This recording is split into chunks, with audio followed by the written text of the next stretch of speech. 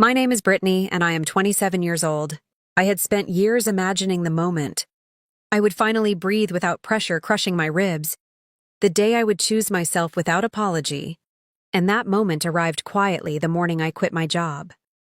There was no dramatic speech, no slammed door, just a calm email and a trembling finger hovering over the send button. For years I had worked overtime, swallowed insults from clients, and lived inside a schedule that treated my life like an afterthought. I told myself it was temporary, that exhaustion was the price of stability. But stability never came, only deeper fatigue. So I walked away. 3 weeks later, after draining my savings and terrifying every practical voice in my head, I bought my dream beach house to heal. It wasn't a mansion, not the kind splashed across magazines, but to me it felt like a miracle made of sunlight and salt air. The windows opened to endless blue water, waves whispering instead of traffic screaming. The first evening, I sat barefoot on the wooden deck, watching the horizon melt into gold, feeling something unfamiliar, peace without conditions. That night, just as I began to believe I had escaped the noise of my past, my phone rang. My mother's name lit the screen, and a knot instantly formed in my stomach. I almost ignored it, but guilt is a stubborn habit. I answered. She didn't greet me. She didn't ask how I was. Her voice carried the same authority it always had, the tone that assumed my compliance before I spoke. "We're moving in tomorrow." "Your dad said it's fine." For a second, my mind refused to process the sentence. The words floated there, absurd and heavy. I just froze. The room suddenly felt smaller, the air tighter, as if the ocean itself had retreated. I managed a weak, confused laugh, thinking it had to be a joke, but silence answered me. Then she even added, colder, sharper, "If you don't like it, you can find somewhere else." The audacity of it hit like a physical blow. This was my house, my risk, my fragile attempt at rebuilding a life that had never truly belonged to me. Yet somehow, in her mind, it was already theirs. My hands shook so badly I had to grip the edge of the kitchen counter. Old emotions rushed back, anger, disbelief, that familiar childhood helplessness. Growing up, my parents had always treated my achievements like communal property. My scholarships were family victories.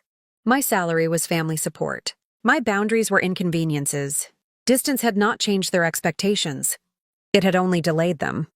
I could hear my father faintly in the background, not speaking, just existing as silent reinforcement. That hurt more than if he had argued. I should have protested. I should have shouted. Instead, years of conditioning forced politeness into my voice. I asked questions I already knew the answers to. How long? Why? What about my space? My mother brushed everything aside with casual entitlement. Speaking of my home like a vacation, rental they had booked. When the call ended, the house that had felt like sanctuary minutes earlier now felt invaded, contaminated by the weight of their arrival. I paced the living room for hours, rage and panic wrestling inside me. Selling the house was impossible. Letting them take over was unthinkable. Every scenario left me cornered. But beneath the fear, something else began to form. A slow, steady clarity. For the first time in my life, I wasn't trapped in their house, under their roof, dependent on their approval. This time the ground was mine. The rules were mine. And suddenly the trembling stopped. The anxiety hardened into resolve. If they wanted to claim my peace, they would have to confront a version of me they had never met. By dawn, my shock had transformed into a plan. I replayed my mother's words, "We're moving in tomorrow," over and over, not as a threat, but as a countdown. They expected obedience, accommodation, surrender. They expected the same Brittany who bent, who adjusted, who sacrificed. They had no idea how much I had changed, how much silence had taught me. As sunlight flooded the room, I stood at the window, staring at the waves rolling endlessly forward, unstoppable, unapologetic. My parents believed they were arriving to occupy my home. In reality, they were walking directly into a lesson years in the making. My hands shook, but I smiled. I prepared a surprise for their arrival. Morning arrived wrapped in a deceptive calm, the kind that makes everything look harmless just before something irreversible happens. I woke early, not from anxiety, but from a strange electric focus. The plan I had shaped through the night sat firmly in my mind, clear and immovable. There would be no screaming match, no emotional explosion my parents could twist into proof of my instability. This would be precise, controlled, unforgettable. I moved through the house slowly, deliberately, as if preparing a stage. Every object had a purpose now. Every detail mattered. By the time the sun climbed over the water, painting the waves in liquid gold, my beach house no longer felt like a retreat. It felt like a courtroom without a judge, a place where truth would finally speak without interruption. My parents arrived exactly as my mother had promised, their SUV rolling into the driveway with the confidence of people who believed they were expected. I watched from the window, heart steady, hands no longer trembling. My mother stepped out first, scanning the property with open satisfaction, already treating it as hers.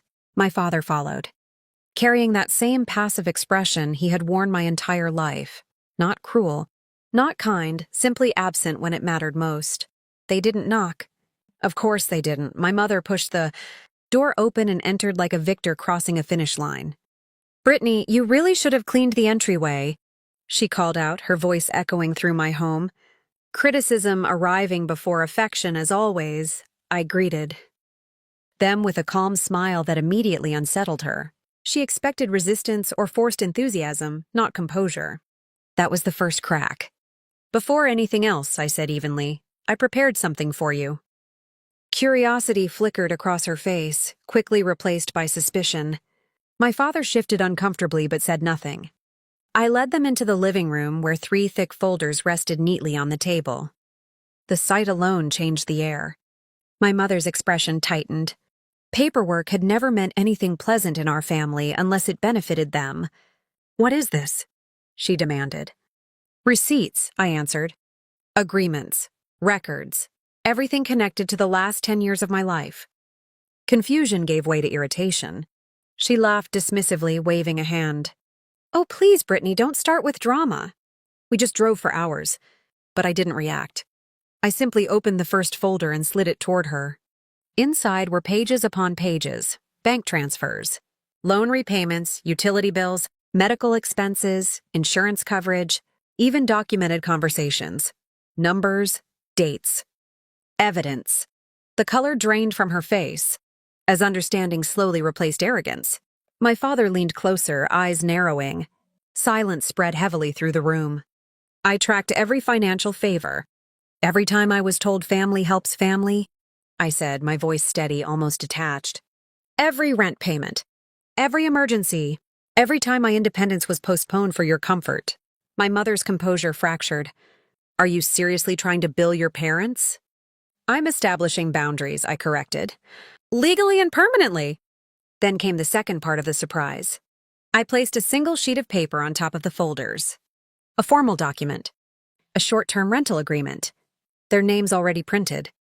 My mother stared at it, disbelief battling fury. "You said you were moving in," I continued. "But this is my house. No one lives here without my terms. If you stay as tenants. Temporary, conditional, respectful." The explosion I had expected finally came. My mother's voice rose, sharp and incredulous. Accusations pouring out, selfish, ungrateful, ridiculous. The familiar arsenal of guilt and outrage. But something extraordinary happened. For the first time, her words had nowhere to land. They no longer controlled anything.